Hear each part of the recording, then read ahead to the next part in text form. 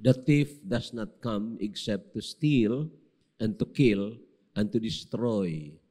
I have come that they may have life and that they may have it more abundantly. So, by the grace of the Lord, pinaunawa ng Panginoon sa atin ng itong abundantly, hindi po nangahulugan na material, physical, or social abundance. Not really. Maaring makasama yan, pero hindi po yun ang elemento ng abundant life. Okay? Abundant life is the fullness of God. Ang kapuspusan ng Diyos. Wala naman sigurong normal na tao na nakakilala sa tunay at buhay na Diyos na ayaw niya ng kapuspusan ng Diyos. O kaya gusto lang niya part of God. Ang God's ordained life for us is an abundant life. Buhay na puspos ng kagalakan sa gitna ng kasakitan, karamdaman, pain. Pwede kaya yun? Persecutions and distresses. And we have proven it. Totoo. Tunay. Maraming example sa Bible na naka-experience sila ng grabing karamdaman, grabing kalungkutan, grabing paghihirap, grabing mga persecution, pag-uusig, and yet, kahit na nga doon sa bilangguan, sila po ay nag-uumapaw sa kagalakan na nagpupuri sa Panginoon. Okay? Iba ang Christianity kaysa sinasabi natin abundansyang buhay ng sanlibutan. Iba po. Then, a life filled with peace in the midst of troubles. Buhay na kahit na may problema ka, halos napapaligiran ka ng problema, meron kang kapayapaan sa puso mo. Again, sasabihin ko sa inyo, hindi po ito na ituturo by teaching. You will know it sa aktual na pag pinadaan ka ng Panginoon dyan, at ang attitude mo is a humble dependence on God, you will experience that. Okay? At kailangang ma-experience yan ng mga tunay na mananampalataya upang hindi siya maging mediocre na Kristiyano. Alam niyo yung mediocre? Linggo lang Kristiyano, pag Lunes hanggang Sabado, hindi na. Mediocre na Kristiyan, yung okay naman ako. Okay naman ako. Pero hindi siya seryoso sa mga spiritual na mga bagay, lalo na sa pagpapalaganap ng Ebanghelyo ng Panginoon. So John 15:11, sabi ng Panginoon, "These things have I spoken unto you, that my joy," tingnan nyo, "my joy might remain in you, and that your joy might be full." So mayroong kagalakan na mula mismo sa Panginoon, na pag nandyan yan sa iyo at manatili sa iyo, then your joy will be full. Okay? At ito naman ang kapayapaan. "These things I have spoken to you, that in me you may have peace. In the world you have tribulation." So talagang makikita mo yan, ha? Na sa sanlibutan ito, puspos ng kaguluhan. Kung hindi mo kilala ang tunay at buhay na Diyos at hindi mo alam kung ano ang ginagawa ng Panginoon sa sanlibutan ito, kung akala natin ang Panginoon ay tagapagligtas at parang nalimutan niya na siya ay hari din, then matataranta ka sa papanahonang ito. Di ba? So, ganyan po. Pero kung alam mo ang salita ng Panginoon, then you know na these are exciting moments. Okay? These are exciting moments na sabi ng Panginoon, "These are but the beginning of sorrows. See then that you will not be troubled, for these things must come to pass, but the end is not yet. For nation shall fight against nation. There shall be famines and pestilences, and there shall be wars and rumors of wars." Okay? But these are beginning of sorrow. So, in this world, you shall have trouble. Pero kay Christ, may kagalakan ka o may kapayapaan ka. And then we have also discussed, abundant life is not without a cost. Hindi ito na parang ang abundant life ay hindi pinagpaguran, hindi binili ng halaga. No. Binili po ito ng halaga. Ang halaga mismo nito ay ang buhay dugo ng Panginoong Hesukristo. So kung hindi mo kilala ang tunay na Kristo, wala sa iyo ito. Meaning, you can never and you will never experience abundant life. Okay? Maging ikaw ay naging tunay na mananampalataya. Pag hindi mo isuko ang iyong buhay sa Panginoon, na ipagamit mo yan sa Panginoon, sa gusto niya na paggamit, na walang reservation, you will not experience abundant life. Okay? Yan ang mga verses. Si Jesus Christ, I have come. So, think about that. Na iniwan niyang langit, naputas ng libutang ito, biniyaran ng kasalanan mo at ang kasalanan ko. And then, sabi sa Luke chapter 14,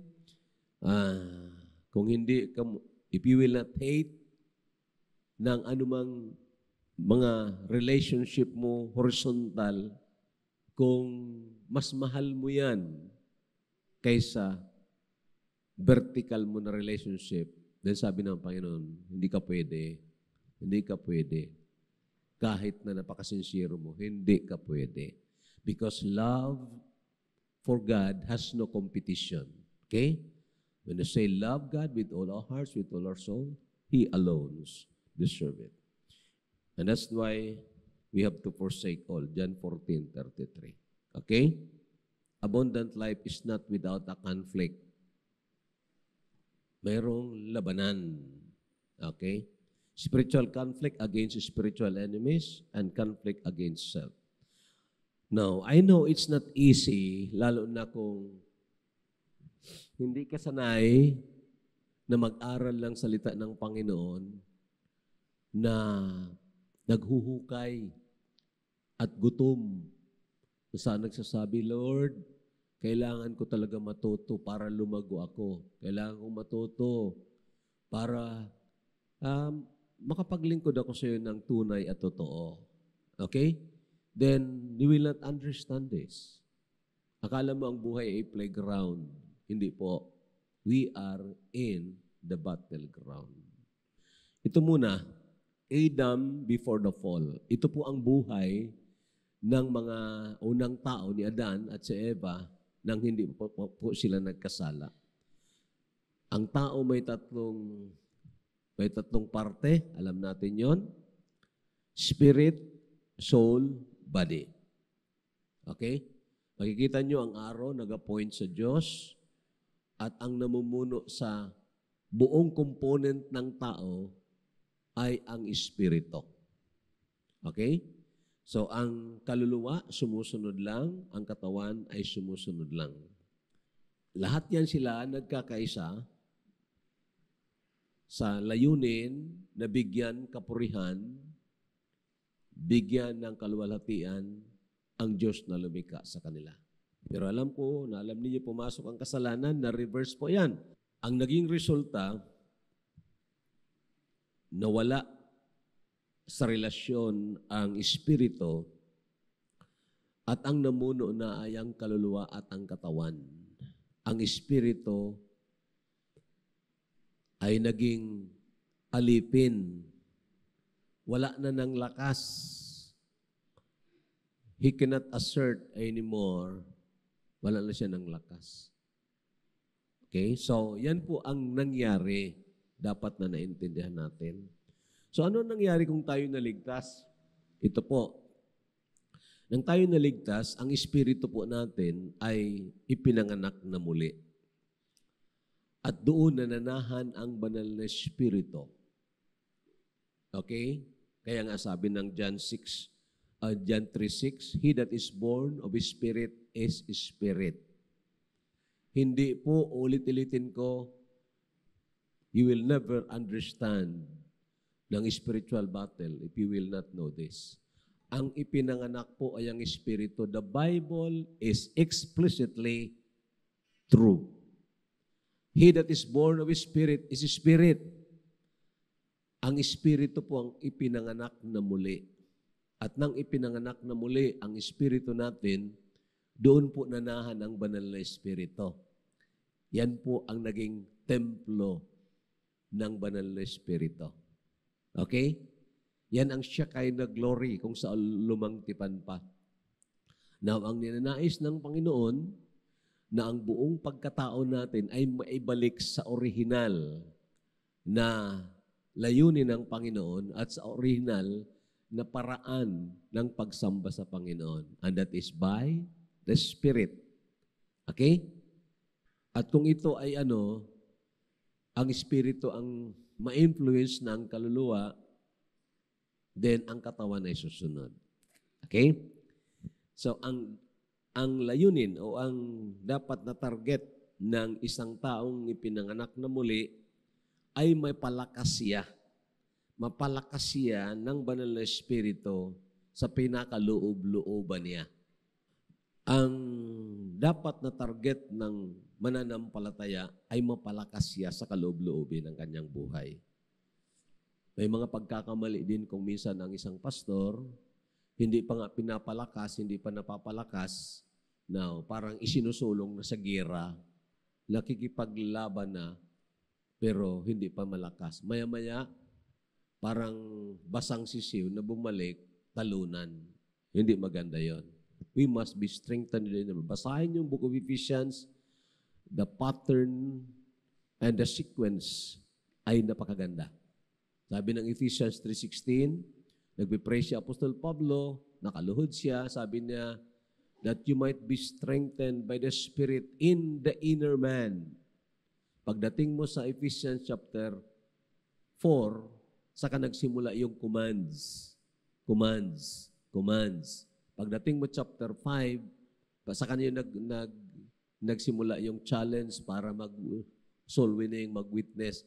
Pagdating mo chapter 6, then nandoon yung sabi, put on the whole armor of God. And then, makikipaglaban ka. Kasi, hindi ka naman iintindihin ng diablo kung hindi ka naman ginagamit ng Panginoon. Kung siya pa rin ang gumagamit sa iyo, bakit ka niya iistorbuhin? Tama? Magagamit ka naman niya eh. Pero kung ginagamit ka ng Panginoon, yon, you're subject to the devil's ire. Okay? Galit sa iyo ang diablo. Okay, so, number 3, led by the Spirit of God and armed by spiritual weapons, the strengthened man should fight his enemies by faith on what Christ have done for him. Pinapangunahan tayo ng Espiritu ng Diyos at armado tayo ng mga spiritual weapons. Word of God po yon. Ang pinalakas na tao dapat lumaban. Hello? Nakabasa ba kayo ng command sa Bible that we have to fight? Wala. Wala? Hindi kayo nagbasa. Marami. Fight the good fight of faith.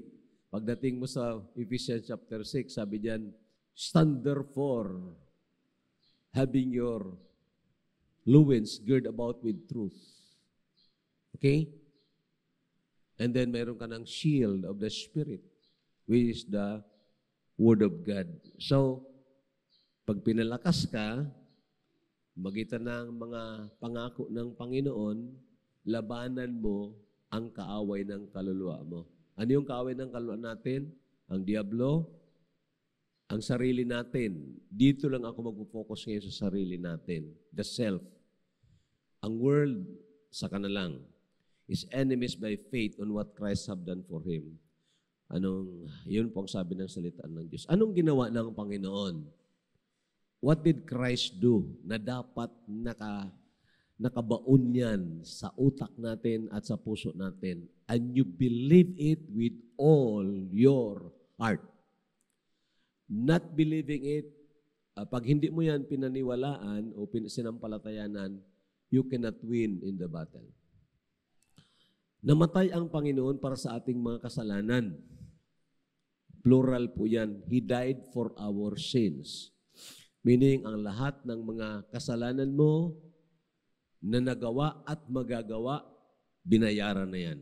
Hindi ka na mahahatulan kung tunay ka nananampalataya sa tunay na Kristo. Pangako, marami. Maraming pangako. Isa sa pangako dyan, sabi dyan, God has commended His love toward us in that while we were yet sinners, Christ died for us. Pangalawa, pinako niya ang ating datihang pagkatao. So, hindi lang namatay si Jesus Christ na binayaran ang lahat ng ating mga kasalanan, pinatay tayo doon sa cross. Huwag na huwag niyong kalilimutan yan. Ikaw, ako, kung tunay na nampalataya, patay na po tayo. Ano bang pinatay doon? Ang ako, yung self, ang sinful nature. Okay? Romans chapter 6, verse 6. And then, ang pangalawa, tinalo ng Panginoon si Satanas at ang sanlibutan. Yung mga verses na yon. Hebrews 2:14, John 16:33. So, ngayon, ang gusto ng Panginoon na ang buong pagkatao natin, spirito, kaluluwa, at katawan, ay susunod sa Panginoon na puspos ng kagalakan. Obeying God with joyfulness or with joy. Okay? But then, mayroong humaharang sa daanan natin. Okay? At itong mga kaaway natin, kaya't nakaka-experience tayo ng conflict, ng labanan. Ayaw kasi ni Satanas na maka-experience tayo ng abundant life. Kasi pag naka-experience tayo ng abundant life, doon ka rin magiging fruitful. Gagamitin ka ng Panginoon. Madala mo ang mga anak mo kay Jesus, pamilya mo, madala mo ang mga kapatid mo sa Panginoon. Okay?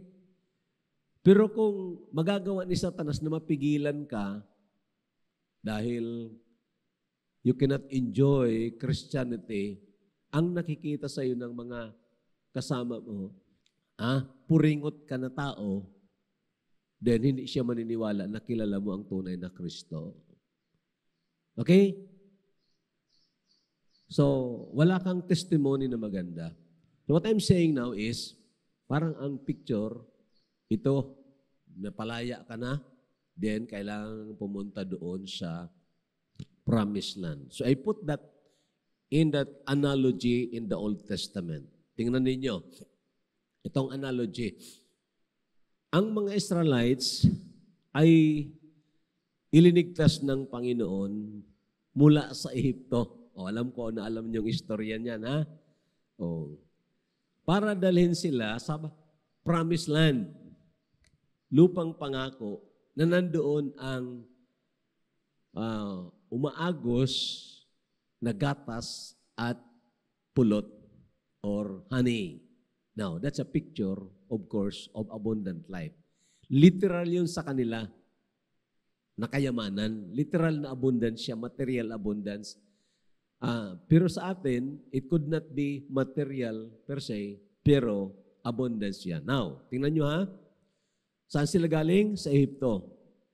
More than 2 million na mga Israelites, pinalaya ng Panginoon sa pamagitan ng kanyang makapangyarihang kamay.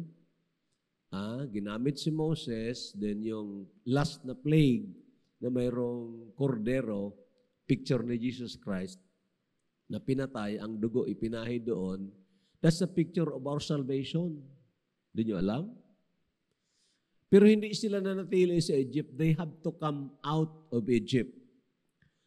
So sila po ay lumabas ng Ehipto, hinabol po sila ni Paraon, ng mga tauhan ni Paraon, pero pinatay ng Panginoon yon doon sa pulang dagat.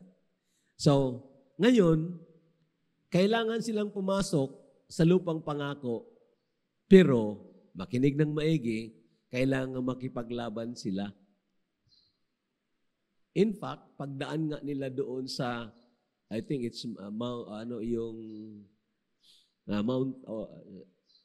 the wilderness of sin. Then nandoon yung si Amalek, ang mga Amalekites, tinira sila doon. Okay? So there were fights or there were battles. So kailangan silang makipaglaban sa kanilang kaaway habang sila ay tumatakbo o naglalakad, nagmamarcha papunta ng lupang pangako. At pagdating nila doon, ang lahat ng mga inhabitants doon, the Jebusites, the Canaanites, kailangang palayasin nila. At magagawa nila ito sa pamagitan ng pananampalataya. Hello, naintindihan po. Ilan nga ang nakapasok doon sa lupang pangako? Ilan? There were about 2 million na umalis sa Ehipto. Ilan ang nakapasok sa lupang pangako? Ilan? Hindi nyo alam? Sige nga, simbolo ng kamay. Sige, ilan? Yan na si Emilino. 2 lang. Si Caleb at si Joshua. Sana yung iba namatay doon sa wilderness. Ikot lang ng ikot for 40 years. And I tell you, kukunti talaga na mga mananampalataya ang talagang nakakaabot sa abundant, victorious Christian life. Karamihan, nahuli ng diablo, pinaikot-ikot na lang sa merry-go-round of life. Naghihintay na lang ng rapture. Don't be like that! Don't be like that! That is not God's ordained life for you. That is not God's ordained life for me. What we should seek, mayroon tayong hahanapin na kahit na mag-fail tayo, tatayo tayo, we want to pursue the path to abundant life.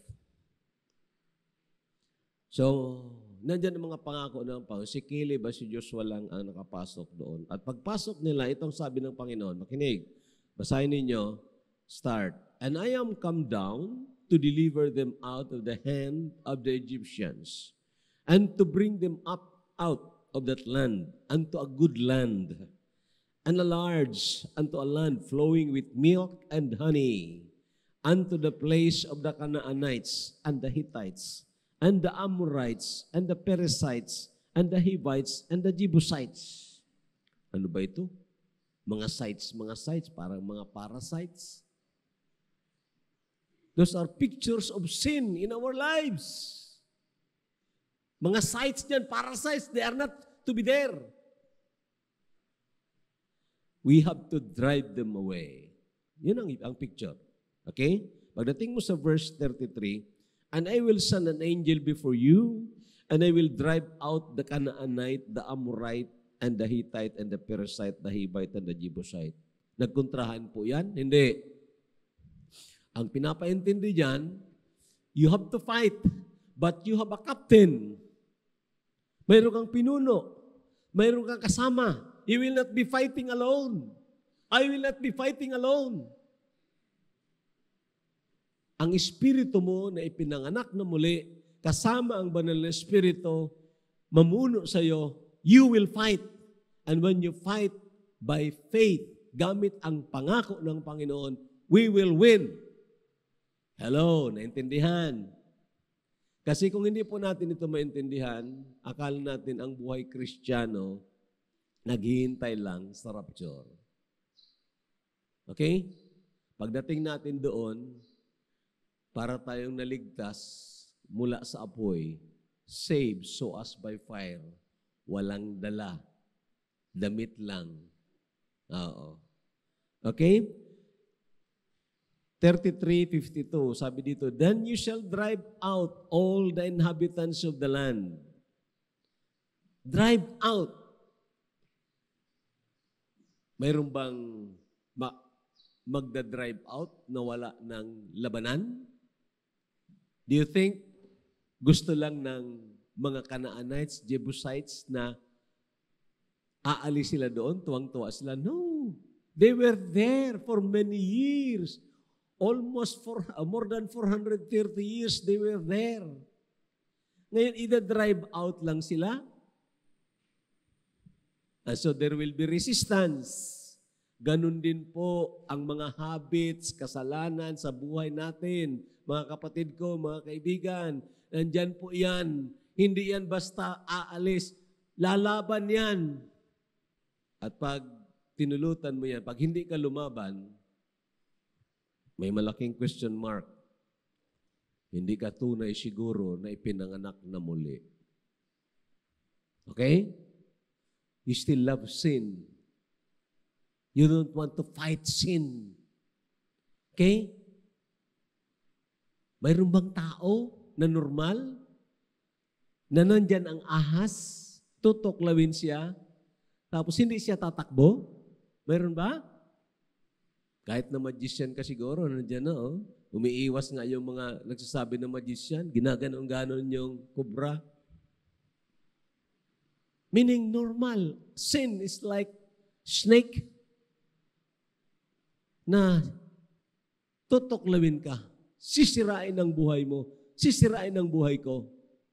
So kung ang akala mo, pwede lang na wag labanan, alagaan mo pa yan, pagpakainin mo pa yan, then maniwala ka o hindi, kung hindi pa darating ang Panginoon, hindi ko na kayo makikita karamihan sa inyo dito kung buhay pa ako 10 years from today. Sana yung mga kakontemporaries ko na iba? Sana yung mga naunang mga mananampalataya, nakita pa ninyo? Ang hindi pa namatay, pero wala na dito. Di ba? Ang iba, umiikot na lang sa merry-go-round. Wala nang direksyon. Don't be like that. Don't be like that. Okay? Then you shall drive out all the inhabitants of the land from before you and destroy all their pictures and destroy all their molten images and quite pluck them down all their high places. Parehas talaga ng Roman Empire. Yan lang. Pag-aralan niyo ang Roman Empire. Yan ang kanila. Mahilig sa mga icons, mahilig sa mga paintings, mahilig sa mga pictures, pati ang mga naghuhubad-hubad na mga kamabaihan, pinipaintings nila. Nakalat nila dyan. Ganun po ang mga pagans. Okay? Pero anong dapat gawin nila? Take out. Okay. Ngayon, mayroon na tayo ng background. Intindihin po natin ang sinasabi sa laban na ito. Okay? Intindihin po natin. At random lang po na pag-aralan natin itong mga verses na ito, Romans chapter 7, mag-start ako sa verse 14.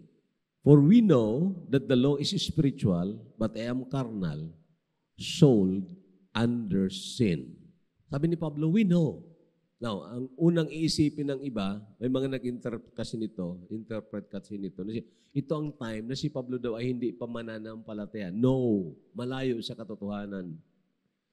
Maraming verses mamaya ipo-point out ko sa inyo na tunay ito na experiensya ni Pablo matapos siyang maging mananampalataya. Nagmamarcha na siya papunta ng abundant life. Ito ngayon ang nakikita niya ng mga kalaban. At ang minamagnify dito na kalaban ay ang kanyang sarili. Ang sarili na mismo. The self. Sabi niya, we know that the law is spiritual. Mareham carnal. Anong ibig sabihin ng carnal? Mamaya, explain natin yon. Now, ang spiritual significance nito, pag makilala mo ang sarili mo, na carnal ka, fleshly ka, may pag-asa ka. Hello? Because that is the first point na maging humble tayo. Pero kung self-righteous ka na tao, makinig ng maigi, hindi mo ito maintindihan. Kung akala mo magaling ka kaysa iba, no way na maintindihan mo ito. Pag pinuna ka, kontra mo ang nagpuna sa iyo, no way maintindihan mo ito. Malaking question mark, baka hindi ka naligtas. Hello? Do not trifle with sin. Okay? Wag biruin ang tungkol sa kasalanan. So ito po, si Pablo, the Apostle Paul, was humble. You want to fight? Lalaban ka? He must be in the state of humility, in the position of humility. Okay? Pero akala mo, kaya ko ito. Uy, katulad ng mga Israelites. Nang matalo nila ang Jericho, sabi nila, punta natin ang AI. Total, ano naman ang AI? Maliit lang naman sila. Alam niyo? Nabasa niyo yan? Punta sila sa AI. Ano nangyari? Atras sila. Namatayan pa sila. They are presumptuous. They thought that they can do it without God. Unless you see yourself, unless I see myself na mahina ako, hindi tayo makakaintindi nito. Because grace is given to the humble. Kung akala mo mas mabait ka sa iba, hindi mo kailangan ito. Kaya mong labanan ang mga habits mo. Kaya mong labanan ang mga kahinaan mo. Maniwala ka o hindi, you are circling the merry-go-round. You are not fighting. So the power of sin to enslave, we have to realize ang kapangyarihan ng kasalanan. Yan ang word na sold under sin. Okay? Nagpapaintindi na nag-aalipin talaga ang kasalanan. Okay? Ito, tingnan nyo mga verses na ito. 15. Sige, basahin natin. Start. For what I am doing, I do not understand. For what I will to do, that I do not practice. But what I hate, that I do. Hindi ko maintindihan. Hindi ko maintindihan. Bakit? Meaning, hindi na masyadong pinag-isipan. Ha? Nagagawa na lang. Hello? Tunay ba yon? Meron ba tayong ugali na hindi mo na kailangang i-analyze kung tama o mali, nagagawa mo na lang? Yes? Mayroon. Hindi mo na kailangan ang mga analysis para sabihin, tama ba kayo ito? Mali kayo ito? No. At a very slight provocation, you react. At sabi ni Pablo, ang ayaw kong gawin, ay ang gusto kong gawin, hindi ko magawa. At ang kinapuputan ko, ayaw kong gawin, yun ang nagawa ko. Tanong, real ba yan? Aminin. Ha? You cannot win unless you are humble. Okay? 16 and 17. If then I do what I will not do, what I will not to do, I agree with the law that it is good. But now it is no longer I who do it, but sin that dwells in me. Ano bang ibig sabihin nito?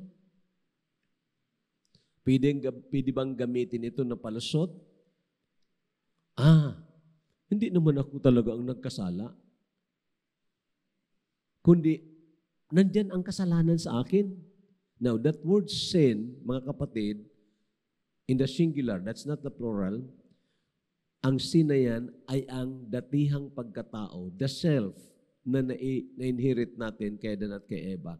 Na bagamat pinatay na doon sa krus ng Kalbaryo, nandyan pa yan sa'yo. Nandyan pa yan sa akin. Ha? Hindi pa inalis. Mawawala lang yan pagdating ng Panginoong Jesucristo, papalitan ang katawan natin. Nang hindi na mamatay, hindi na magkakasala. Habang nandito tayo ngayon sa sanlibutan ito, sa katawang ito, nagkakasala pa po tayo. Pero alam ko, kung tayo nagkakasala, hindi tayo natutuwa. Tama? Hindi tayo natutuwa. Nahihiya tayo sa Panginoon. We feel the guilt. At dumarating pa yung takot kung minsan. And we cannot rationalize because God knows our heart. And we know our heart kung tayo ay genuine or not. Okay? Ngayon, sabi niya, hindi na akong gumagawa niyan. Aling ay ang hindi gumagawa dyan? That's the spirit of the regenerated spirit. Hindi po yun. Ang regenerated spirit, hindi po yan magkakasala. Saan ang kaluluwa natin? Saan yung decision making? Andoon sa kaluluwa. Okay, naturo ko na yan. Reviewin na lang ninyo.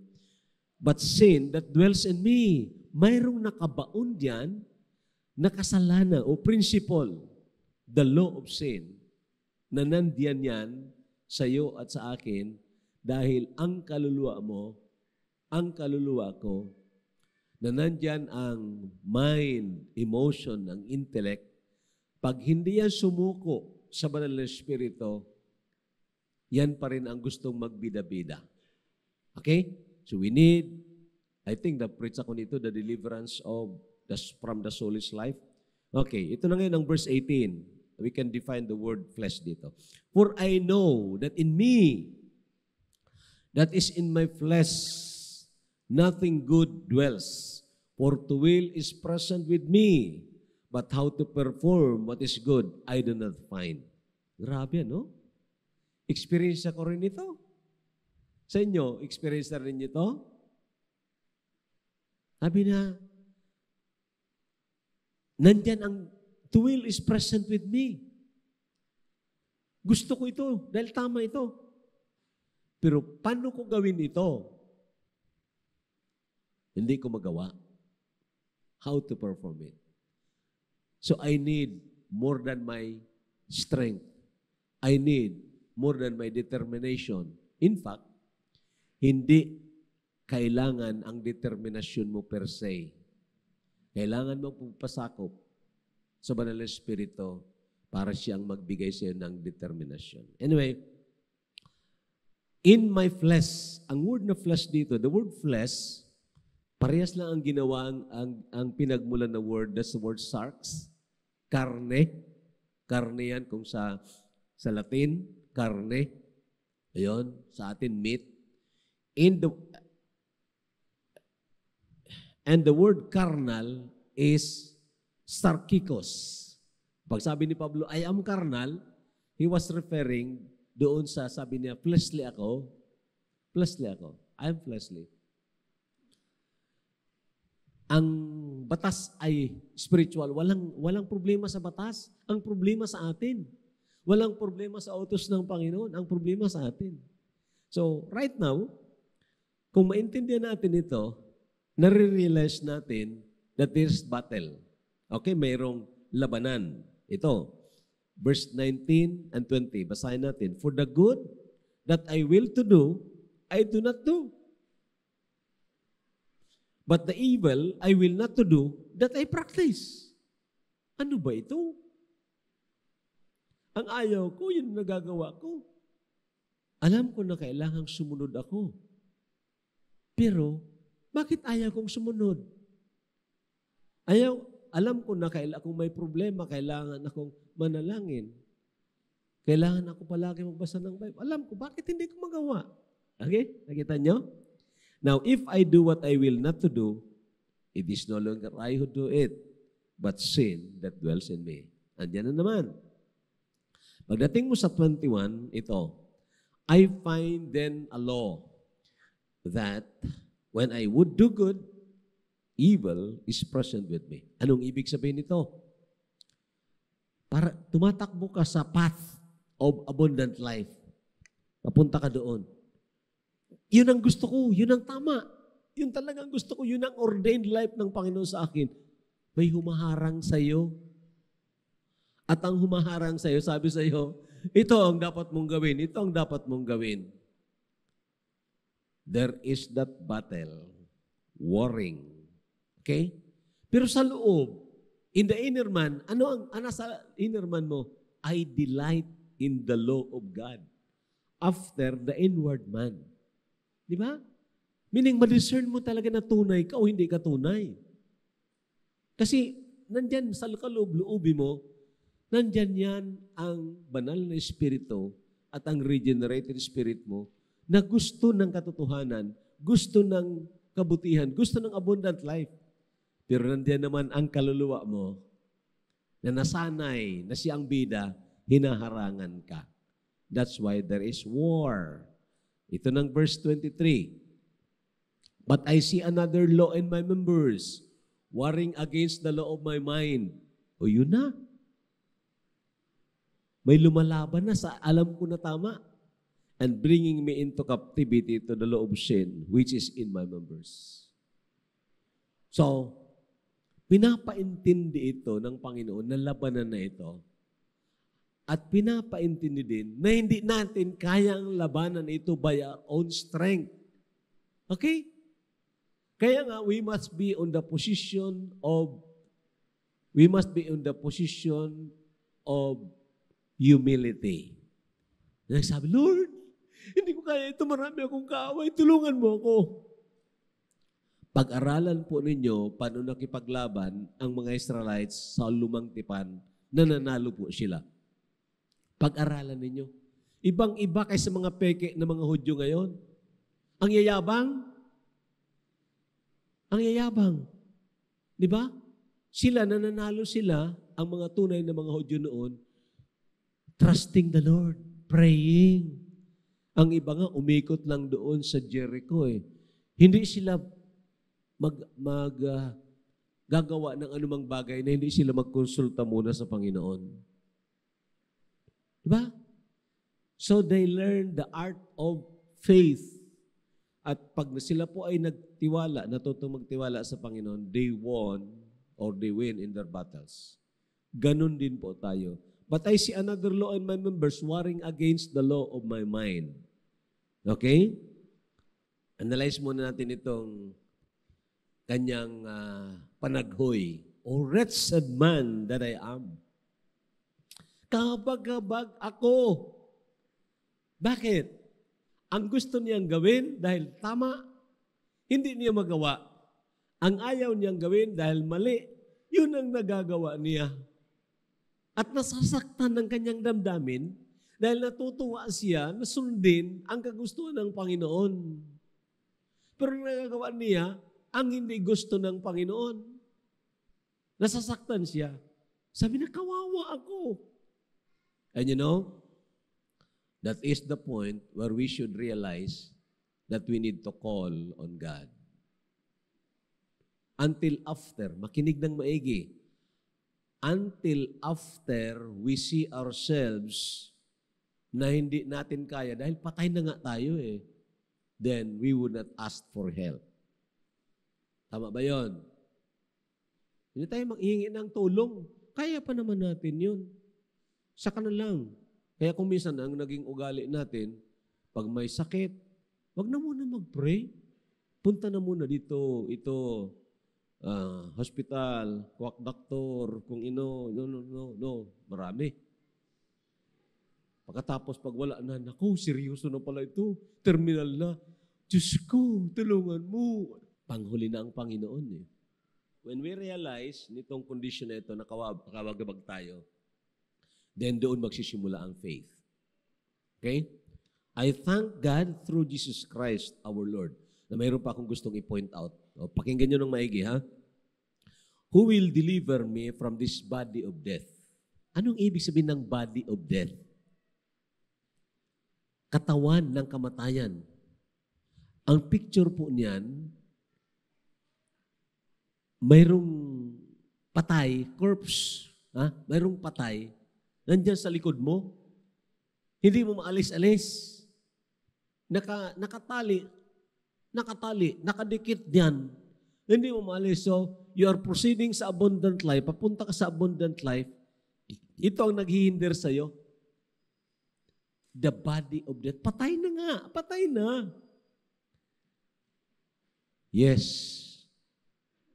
And that is the one that hinders us. Pero salamat, may nanalo na laban diyan. Ito na nga ang Panginoong Jesucristo. Tinalo Satanas at ang kanyang mga kampon, tinalo ang datihang pagkatao, pinako sa cross, and so pwede tayo. I thank God through Jesus Christ our Lord.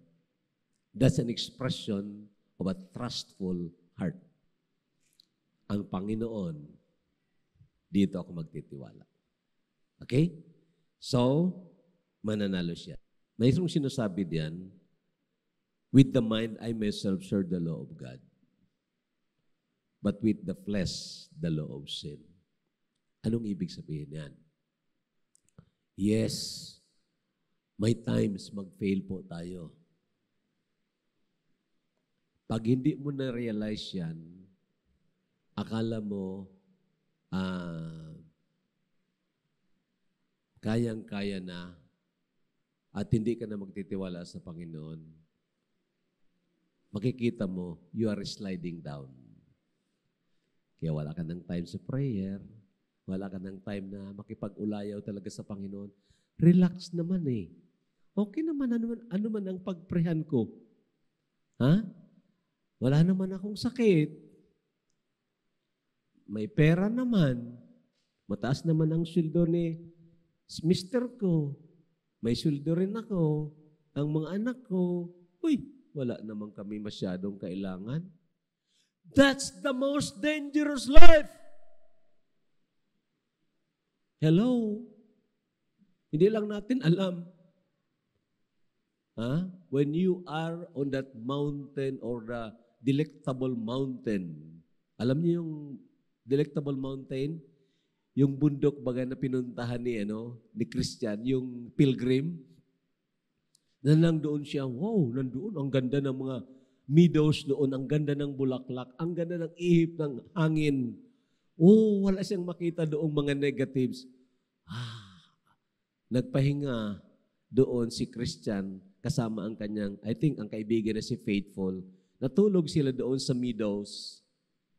The next thing they knew, nasa loob na sila ng Palace of Giant Despair. You read Pilgrim's Progress. Okay? Napakagandang aklat yan. Pag hindi nyo nabasa yan, you miss 3/4 of your life. So ito po, yes, delikado po na doon ka and you think wala nang kalaban. There is always the fight habang naghihintay tayo sa Panginoon. So, dito na po tayo, implications of this truth. Number 1, binanggit ko na ito kanina, we should never trifle with sin.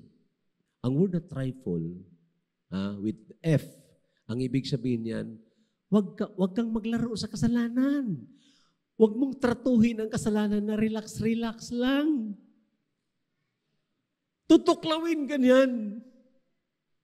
Kayo na mga bata na parang ordinaryo, kayo mga kabataan na parang ordinaryo lang sa inyo, i-disobey ninyo ang inyong mga magulang? Ordinaryo lang na pag inutosan ka, parang wala lang sa'yo, dito pumasok, lumabas dito, wala kang ginawa. Don't you know that it becomes your habit? At pag naging habit mo na yan, maniwala ka o hindi, sasakmalin ka ng kaaway. Kayo na mga asawang babae na parang ordinary na lang sa inyo ang magreklamo, magrebelde sa inyong mga mister.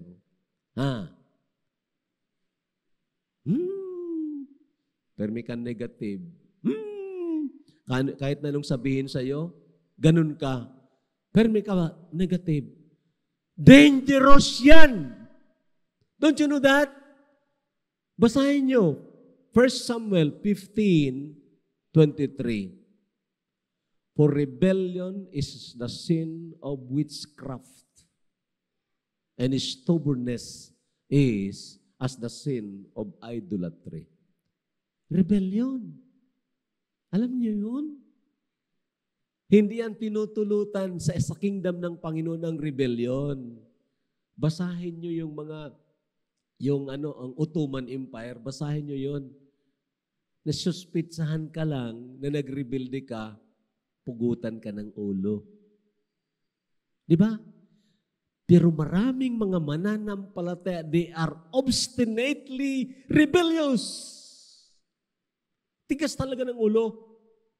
Malaking question niya, makinig kayo ng maigi. Baka walang nangyaring regeneration dyan sa loob. It's time to examine. Okay? Baka naging biktima pa ng easy recidivism, delikado yun. Okay, tandaan po ninyo, the Bible is very explicit in its command. Asawang babae, magpasakop ka sa iyong asawang lalaki in everything. Hindi ko po yung salita, huwag niyo akong awayin. So we should never trifle with sin. Ano man yan, alam mo yun, kung ano yun. Huwag kang maglaro dyan. Maging seryoso ka na labanan yan with the power of God. Pangalawa, we should constantly run to God in humble dependence. When you realize na hindi mo kaya, constantly come to God. Na maski naglalakad ka, nakaisip ka ng masama. Oh God, tabangan mo ako. Tulungan mo ako. That is humble dependence. Paglaban kahit na sa utak mo na binubomba ng diablo sa iba't ibang mga bagay. Hello? Lalo na kung dumaan ka sa mga kasalanan na katulad ng dinaanan ko, madaling bombahin ang utak po natin. And we need to be constantly running to God in order to win the battle. James 4:7, alam ko na alam niyo yan. Submit yourselves therefore to God. Resist the devil and he will flee from you. Okay? Pag hindi ka nag-submit, you only resist, talo ka. Last, every time we win, we should thank and praise God. Okay? Do not claim the victory as if you are the only one who fight. May co-fighter ka ang Diyos. In fact, He's our captain. And we win, nanalo po tayo dahil po sa Kanya. So pag na-maintain po natin yon by the grace of the Lord, na ganun, then, ang sabi ng Panginoon, these things I have spoken unto you, that my joy might remain in you, and that your joy might be full.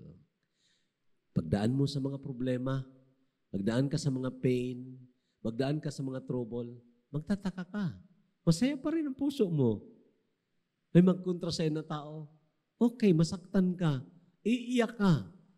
And yet, paglapit mo sa Panginoon, okay lang, Panginoon, prayan ko na lang ang taong yun.